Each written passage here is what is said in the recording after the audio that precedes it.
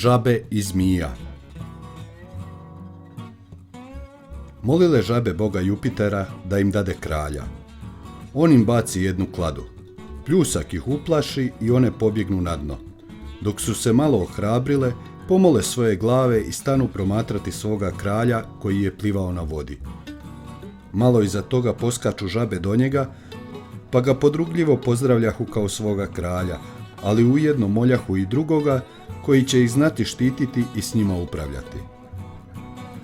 Jupiter se rasrdi pa im dade zmiju za kralja.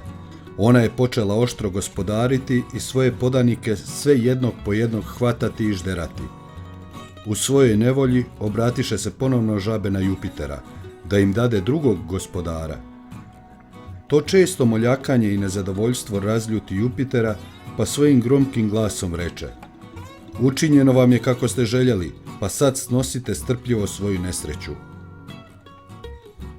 Mnogog kasno iskustvo nauči da se rijetko bolje što poluči.